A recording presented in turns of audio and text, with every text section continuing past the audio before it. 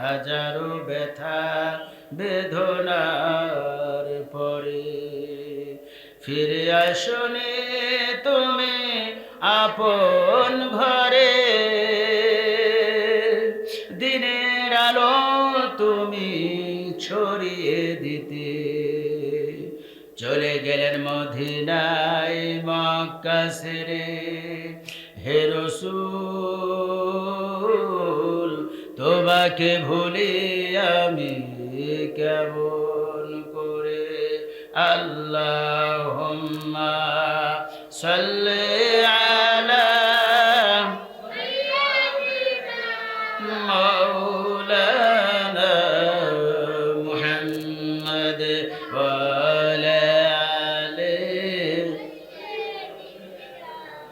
হাবিবানা মুহাম্মদ।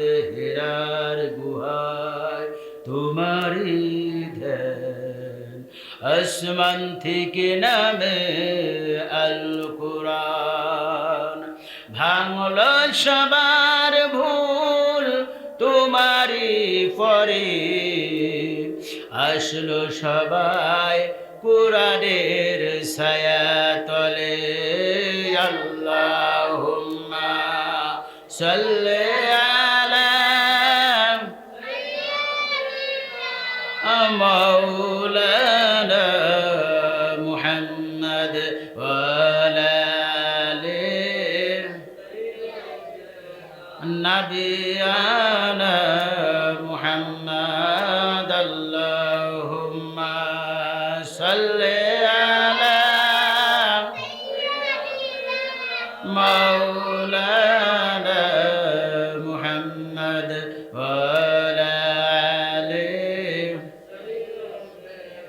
রাসূলানা মুহাম্মদ। বালাগাল উলা বিকামালিহি কাশাফাদ দুজা বিজামালিহি হাসনাত জামিউল খিসালিহি সাল্লু আলাইহি আলিহি।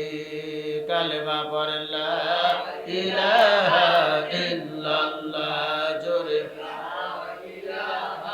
ইল্লাল্লাহ, সুবহানাল্লাহ ওয়ালহামদুলিল্লাহ, লা ইলাহা ইল্লাল্লাহ, ইল্লাল্লাহু ইল্লাল্লাহ, লা ইলাহা ইল্লাল্লাহ, লা ইলাহা ইল্লাল্লাহু মুহাম্মাদুর রাসূলুল্লাহ।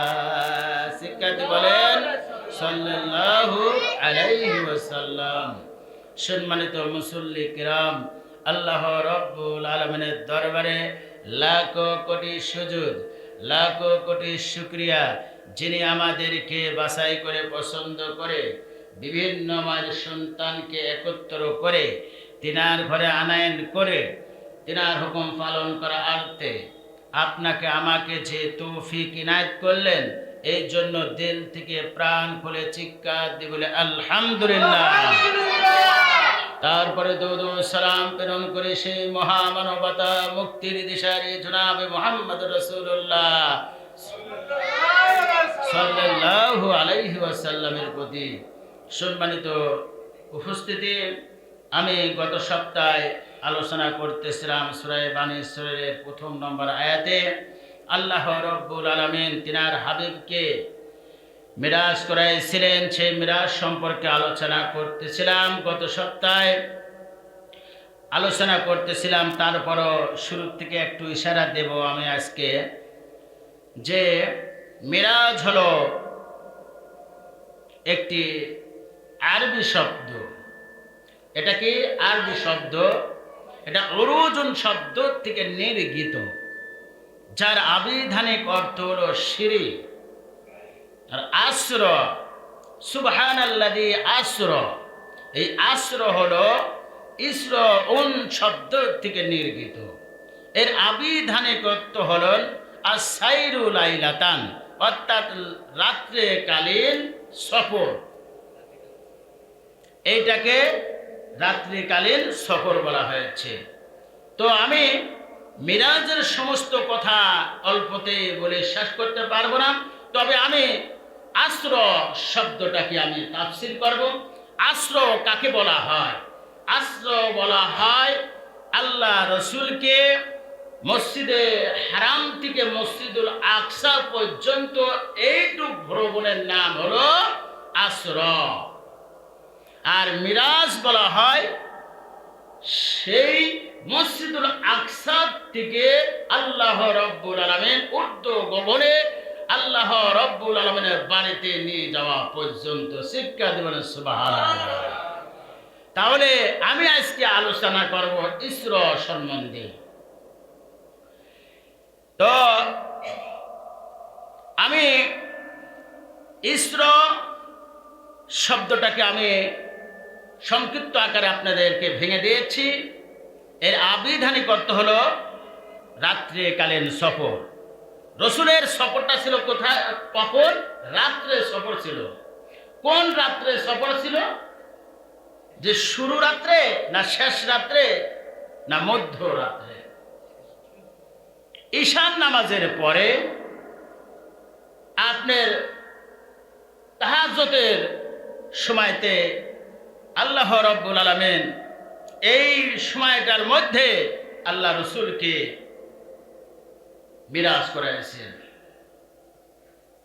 নবী আমার ঘুমে আছে উম্মে হানির ঘরে। উম্মে হানি হলো আল্লাহ রসুলের চাচাতো বোন। তিনার ঘরে ঘুমে আছেন। রসুল আমার ঘুমে আছেন। হযরত জিবরাইল আলাইহিস সালাম এসে, হযরত মিকাইল আলাইহিস সালাম এসে বুরাক নিয়ে এসে রসুলকে ঘুমানো অবস্থা পাইল। কেমন অবস্থায়? ফুল ঘুমানো অবস্থা না। আমরা কিন্তু শোয়ার সঙ্গে সঙ্গে কিন্তু ঘুমায় যায় না, আলচা মতন। আল্লাহ রসুলের চোখে যখন আলচা ঘুমের আসন্ন আসলো, পরিপূর্ণ ঘুম আসে নাই, এমন তো অবস্থায় জিবরাইল আলাইহিস সালাম আর মিকাইল আলাইহিস সালাম উপস্থিত হলেন। কিভাবে উপস্থিত হলেন? রসুল আমার শুয়ে আছে বিছনাতে।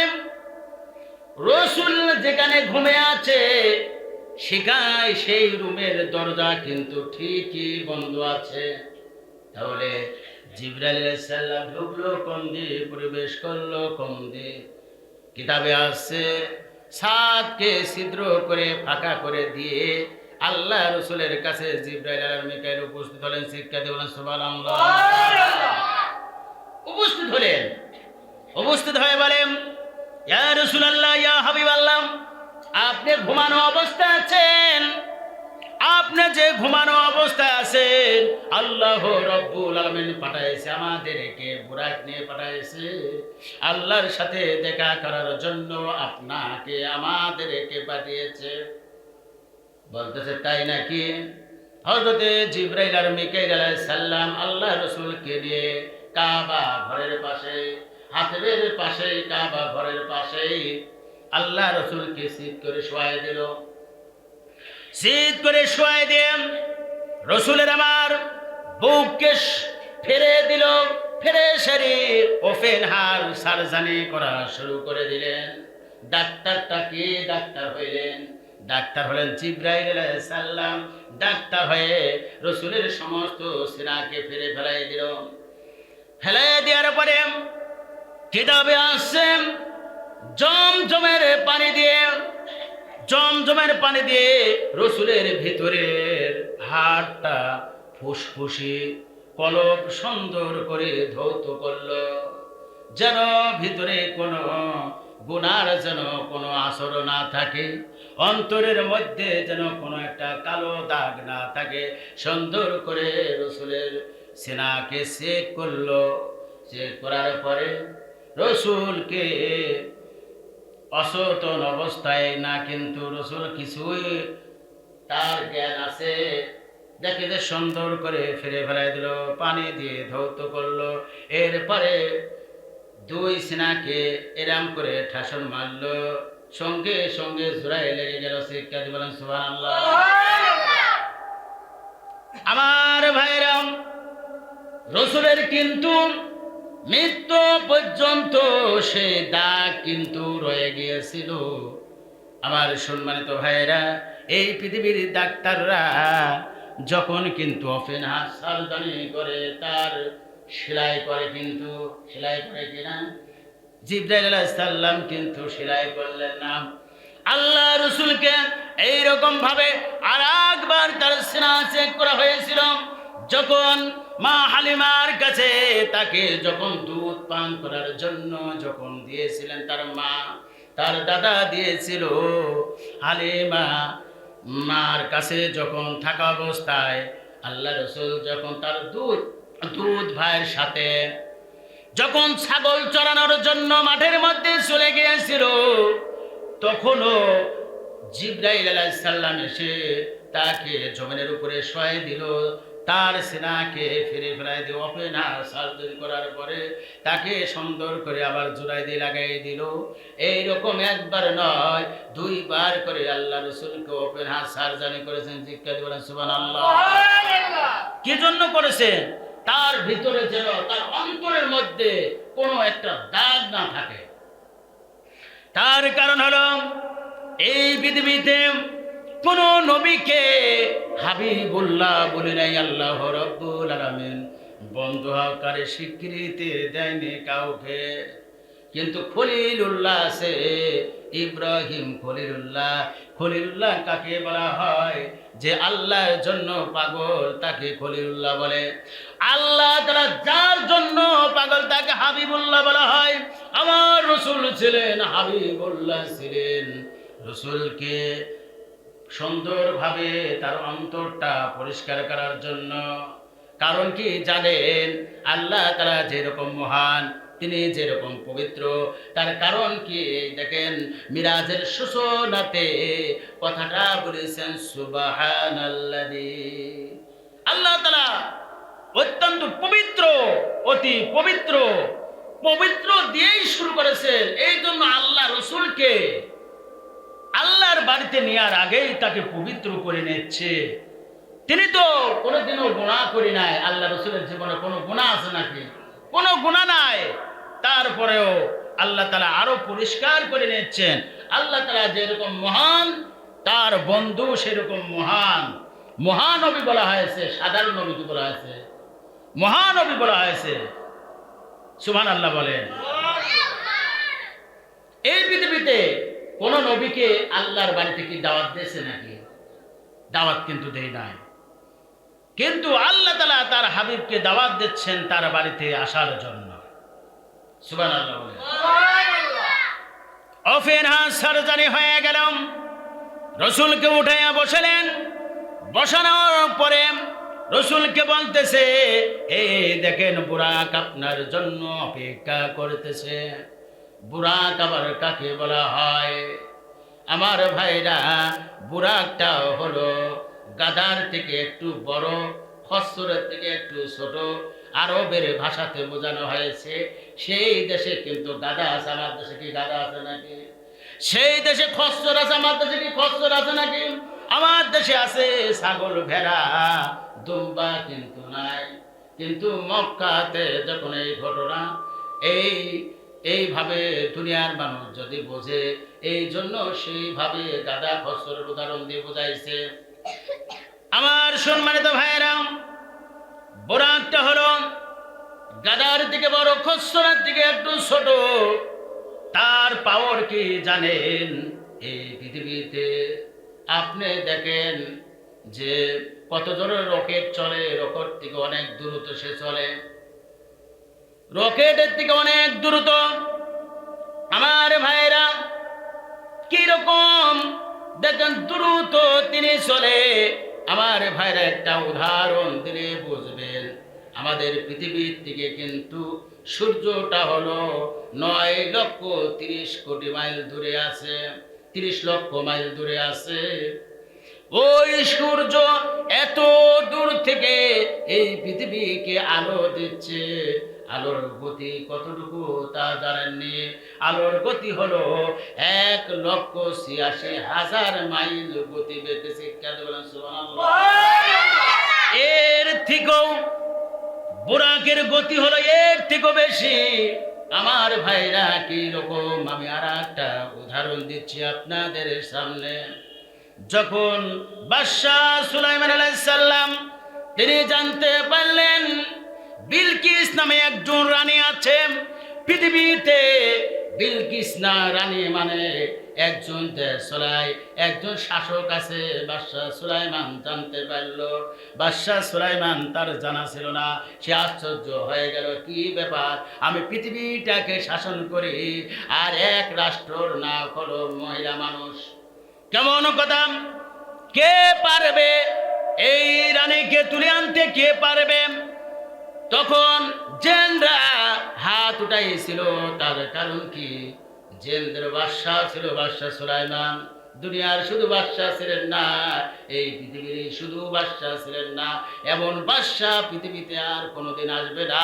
এই পৃথিবী যারা ইহুদি খ্রিস্টান, এই টান যে ওর পৃথিবী জ্বালাচ্ছে বর্তমানে, এই টান তো সামান্য একটা কিছু রাষ্ট্রকে সে কন্ট্রোল করে, কিন্তু বাদশাহ সুলাইমান অল পৃথিবী কন্ট্রোল করতেন। শুধু তাই নয়, জেনদেরও তিনি বাদশাহ ছিলেন।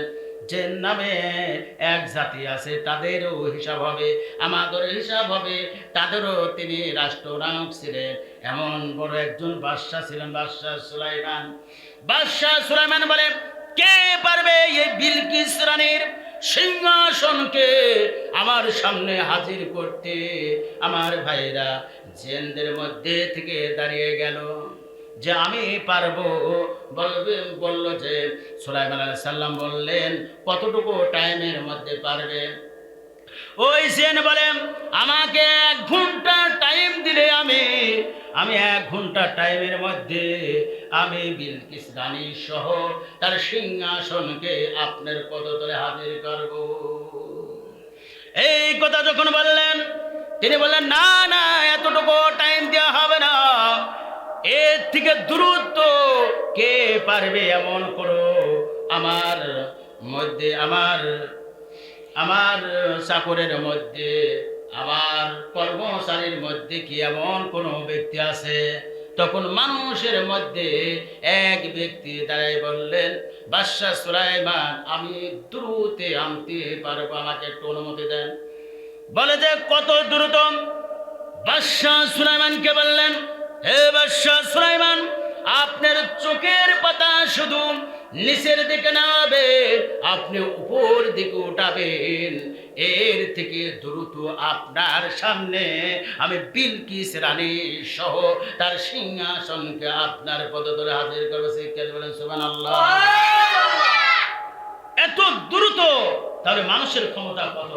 অনেকে বলে জিনদের ক্ষমতা বেশি, না, মানুষের ক্ষমতা বেশি, কিন্তু সেরকম মানুষ হওয়া লাগবে না, কি বলেন?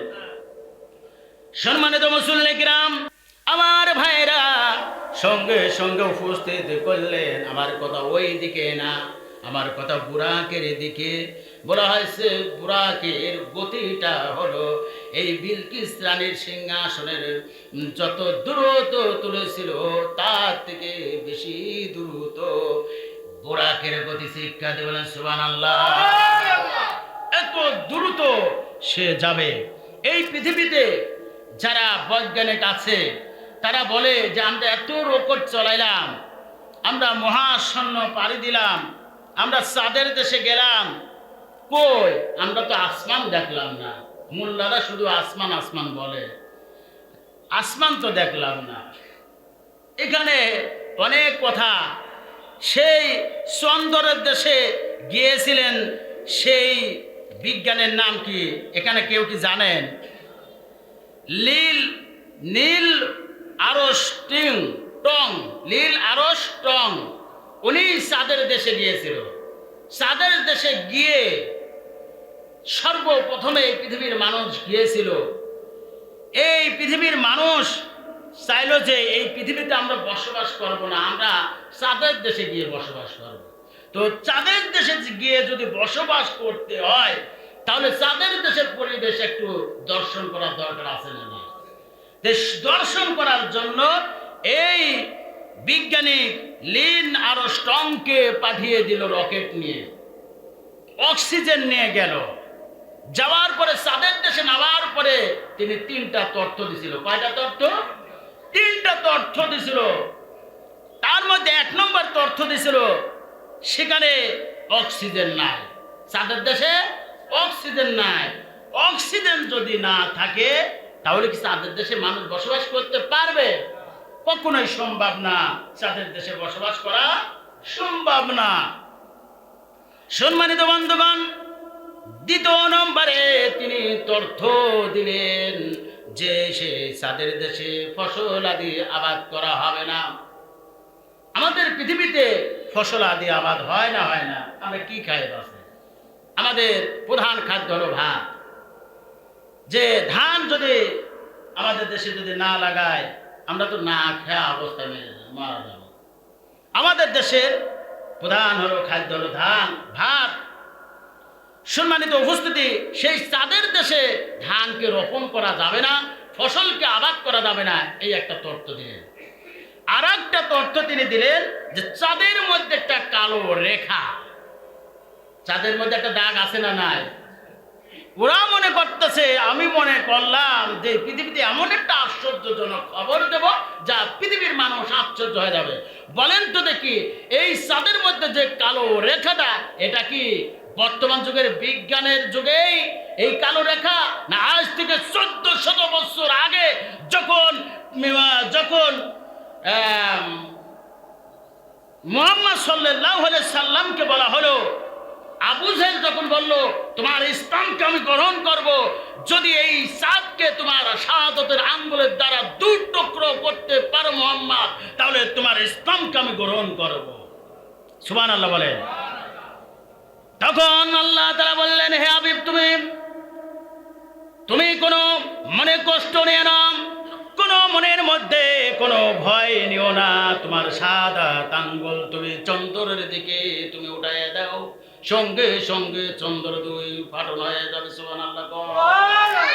2 ফাঁক হয়ে গেল, চন্দ্র 2 টুকরা হয়ে গেল। আবার জোড়াই লাগলো। ও দুনিয়ার মানুষরা শোনেন, আল্লাহ তাআলার নিয়ামত যদি 2 টুকরা করা হয়, আপনার এই হাতকে যদি 2 টুকরা করা হয়, এই পৃথিবীর মানুষরা, এই পৃথিবীর ডাক্তাররা আপনার হাতকে জোড়াই লাগাই দেবে, একটা দাগ থাকবে। কথা ঠিক না বেঠিক? চন্দ্রকে আল্লাহ রসুলের শাহাদাত আঙ্গুলের দ্বারা 2 টুকরা যখন হয়ে গেল, আবার জোড়াই লেগে গেল। আবু জেহেল সঙ্গে সঙ্গে বলল, তুমি তো বড় জাদুকর। যার নসিবে থাকবে না ইসলাম, সে কোনোদিন হিদায়াত হবে না। হিদায়াত হয়েছিল ওমর ফারুক রাদিয়াল্লাহু তাআলা আনহু। এই 2 জনের জন্য আল্লাহ রসুল দোয়া করেছিল। যাই হোক, কথা ওইদিকে না। যখন চাঁদের দেশে গেল তখন বললেন কি, যে চাঁদের মধ্যে একটি কালো রেখা আছে। সম্মানিত উপস্থিতি, সেই চাঁদ আমাদের পৃথিবীর থেকে যেরকম সূর্য কাছে, তারপরে চন্দ্র, এই চন্দ্রের পরে তারকা আছে না নাই? তারকা, সে কোটি কোটি তারকা আছে। সেই তারকাটা হলো চন্দ্রের থেকে অনেক বড়। সেই সমস্তগুলো যখন পাড়ি দেবে, এইগুলো সমস্ত কিছু, সূর্য, চন্দ্র, নক্ষত্র, এইগুলো সমস্ত কিছুই কিন্তু মহাকাশের মধ্যে, মহাশূন্যের মধ্যে এই সমস্তগুলো। প্রথম আসমানের নিচে। ও দুনিয়ার বিজ্ঞানীরা, আমি আপনাদেরকে একটি উদাহরণ দিই। এক শাওরি তার বৌমাকে বলে, পানি ভরা নিয়ে আসো কলস নিয়ে। গেল, বৌমা গেল টিউবওয়েলের কাছে গিয়ে কলসে পানি ভরায় নিয়ে আসলো। আনতে আনতে কলস যখন মাথা লেগে গিয়েছে, তখন পথের মধ্যে নামাইছে। নামানোর সঙ্গে সঙ্গে কষ্ট নিয়ে নামাইছে, হঠাৎ করে নাকের ফুল কলসের মধ্যে পড়ে গেছে। তখন শাওরি বলে, বৌমা তুমি কোথায় গেলে? বলতেছে, তো আমি তো পানি আনছি মা। বলতেছে, পানি আনতে এত দেরি হয় কেন? বলতেছে যে পানি আনা তো আমার এতক্ষণ দেরি হতো না, যে এই যে পানি যে আমি আনতে যে কলস, এই কলসের মধ্যে আমার নাক ফুল পড়ে গেছে। তো বলতেছে কি হয়েছে? তো বলতেছে যে আমি নাক ফুল খোঁজার জন্য হাত দিয়ে আমি খোঁজাখুঁজি করি, কিন্তু আমি নাক ফুল পাচ্ছি না। তো শাওরি বলে কি ব্যাপার, তাহলে নাক ফুল পাচ্ছ না? বলতেছে না মা, পাবো কেমনে, কলসের তো তলাই নাই, কলসের তো তলাই নাই। কেন পাই তলা নাই? ওই মেয়েটা ছিল হলো 1.5 হাত, কলসটা ছিল 1 হাত, তার হাতটা হবে কতটুকু বলে তো? কেমন পর্যন্ত যদি চেষ্টা প্রচেষ্টা করে কলসের তলা খুঁজে সে পাবে? এই পৃথিবীর বিজ্ঞানীরা যত বড় বিজ্ঞানী হোক না কেন, এই পৃথিবীর প্রথম আসমানে যেতে হলে কিয়ামত পর্যন্ত সে কি করবে? রকেট চালাবে। পারবে পারবে পারবে প্রথম আসমানে যেতে পারবে? কখনো সম্ভব হবে না। তার কারণ হলো 500 বছরের রাস্তা হলো জমিন থেকে আসমান পর্যন্ত, মানুষ কখনো 500 বছর বাঁচবে না, মানুষের পক্ষে সম্ভব না। সামান্য চাঁদের দেশে গিয়ে বলে মোহাম্মদ কোনদিনও কি চাঁদের দেশে গিয়েছে? আরে বোকা, চাঁদ তো কাছের একটা হলো গ্রহ, কাছের একটা গ্রহ। আমার সম্মানিত ভাইরা, আমি কথা ওইদিকে অবশ্যই যাব। দেখেন আল্লাহ রসুল, আল্লাহ তাআলা কিভাবে তার প্রিয় নবীকে আরশের লক্ষ কোটি গ্যালাক্সি, ছায়াপথ, নিহারিকা পুঞ্জ, ধূমকেতু, বিলাকল ইত্যাদি প্রতিটি গ্যালাক্সির ব্যাস হলো 1 লক্ষ, আমার ভাইরা 1 লক্ষ আলোকবর্ষ। ছোট বড় অসংখ্য গ্যালাক্সির কথা ইতিমধ্যে কিছু বিজ্ঞানীরা জানতে পেরেছে, কিছু নক্ষত্রের কথা, কিছু গ্যালাক্সির কথা, কিছু তারকার কথা তারা জানতে পেরেছে। অসংখ্য তারকা আছে এই মহা আকাশের কি মহাশূন্যর মধ্যে, প্রথম আসমানের নিচে। সম্মানিত মুসল্লি কিরাম, যখন আল্লাহ রসুলকে যখন সিনা শেখ হয়ে গেল, তখন রসুলকে উঠাই বসাইলেন। রসুলকে উঠাই বসানোর পরে রসুল সুস্থ হলেন। এবার বলতেছে, জিবরাইল আলাইহিস সালাম বলতেছে, পাশেই আপনার বুরাক আছে, বুরাকের উপরে আপনি সরে বসেন। সুবহানাল্লাহ বলেন। রসুল আমার বুরাকের উপরে বসলেন, জিবরাইল আলাইহিস সালাম বসলেন। আমার সম্মানিত মুসল্লি কিরাম, বুরাকের উপরে যখন আরোহণ করা শুরু করে দিলেন, যাইতে যাইতে জিবরাইল আলাইহিস সালাম এক ভূখণ্ডের মধ্যে গিয়ে বুরাককে বলে এখানে থেমে যাও। বুরাক থেমে গেল। জিবরাইল আলাইহিস সালাম হুজুর সাল্লাল্লাহু আলাইহি সাল্লামকে, নবীকে বললেন আপনি এখানে নামেন, এখানে আপনি 2 রাকাত নফল নামাজ পড়েন। শিক্ষা দিয়ে বলেন সুবহানাল্লাহ। নফল নামাজ হয়ে গেল, নামাজ শেষ হয়ে গেল। জিবরাইল আলাইহিস সালামকে আল্লাহ রাসূল জিজ্ঞাসা করলো এটা কোন জায়গা?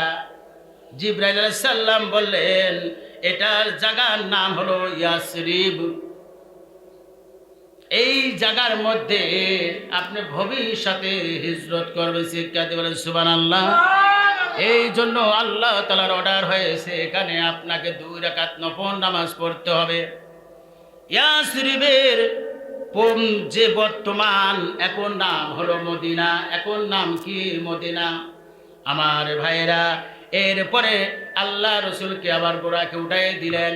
বুরাকে উঠানোর পরে এরপরে বুরাক আবার যাওয়া শুরু করলেন। যাইতে যাইতে এক ভূখণ্ডের মধ্যে বুরাককে থামাই দিল। বুরাককে থামাই দিয়ে বললেন ইয়া রাসূলুল্লাহ, ইয়া হাবিবাল্লাহ, এখানে নামেন আর এখানে 2 রাকাত নফল নামাজ পড়েন। আল্লাহ রসুল নামলেন, সেখানে 2 রাকাত নামাজ পড়লেন। আল্লাহ রসুল জিজ্ঞাসা করলেন এটা কোন জায়গা? জিবরাইল আলাইহিস সালাম বললেন এইটা হলো তুর পাহাড়, যে গাছের নিচে দাঁড়াইয়া, যে পাহাড়ে যে গাছের নিচে দাঁড়াইয়া মুসা কালিমুল্লাহ আল্লাহর সাথে কথা বলতেন। শিক্ষার্থী বলেন সুবহানাল্লাহ। এইটা সেই জায়গা। 2 রাকাত নফল নামাজ হয়ে গেল। আল্লাহ রসুলকে আবার বুরাকে উঠাইলেন। বুরাকে উঠার পরে আবার যাচ্ছেন, যাইতে যাইতে আবার এক ভূখণ্ডের মধ্যে গিয়ে আবার বুরাকে থামাই দিল জিবরাইল।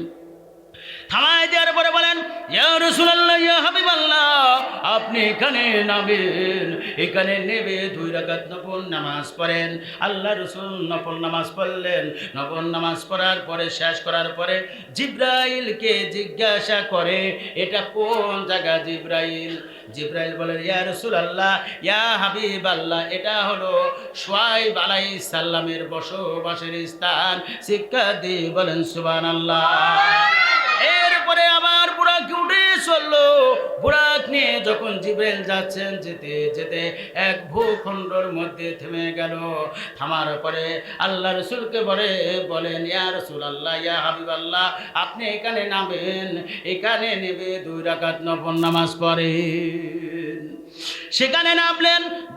এরপরে রসুল আবার 2 রাকাত নফল নামাজ আদায় করার পরে জিবরাইল আলাইহিস সালামকে রসুল জিজ্ঞাসা করেন, হে জিবরাইল, এটা আবার কোন জায়গা? আমাকে নফল নামাজ পড়াইলে।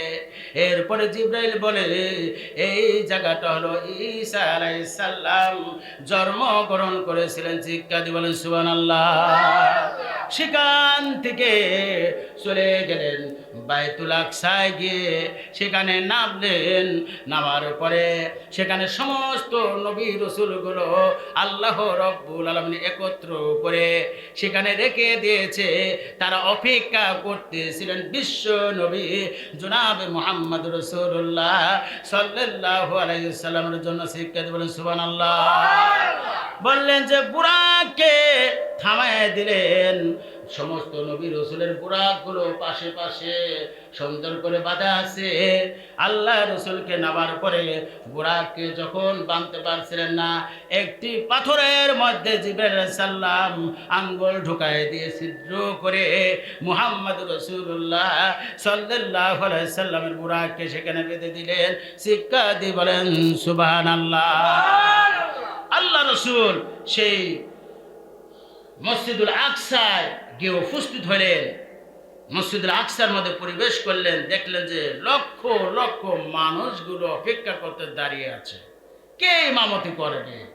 আল্লাহ তাআলা আদম আলাইহিস সালাম থেকে শুরু করে ঈসা রুহুল্লাহ পর্যন্ত যত নবী রসুল আছে এই মসজিদুল আকসার মধ্যে উপস্থিত করেছেন। সুবহানাল্লাহ। কেন? রসুলকে, সমস্ত রসুলেরকে, সমস্ত নবীর ইমামুল মুরসালিন হিসাবে ইমাম মানার জন্য রসুলকে দিয়ে 2 রাকাত নামাজ পড়ানোর জন্য, আর সমস্ত নবী রসুলরা রসুলের পেছে ইক্তেদা করার জন্য, সমস্ত নবী রসুলগুলো মুসল্লি হওয়ার জন্য আল্লাহ তাআলা সেখানে সমস্ত নবী রসুলকে পাঠিয়ে দিয়েছেন। শিক্ষা যেমন সুবহানাল্লাহ। এই পর্যন্ত এইটাকে বলা হয় ইসরা। এটাকে কি বলা হয়? ইসরা। এইটাকে রাত্রে কালের সফর বলা হয়। সম্মানিত মুসল্লি কিরাম, এই ইসরা সম্পর্কে আজকে আলোচনা করলাম সংক্ষিপ্ত আকারে। আল্লাহ রাব্বুল আলামিন যদি তৌফিক ইনায়াত করেন, মিরাজ সম্পর্কে সামনের সপ্তাহে সম্পূর্ণভাবে আলোচনা করব। ওয়া আখিরি দাওয়ানা আলহামদুলিল্লাহি রাব্বিল আলামিন।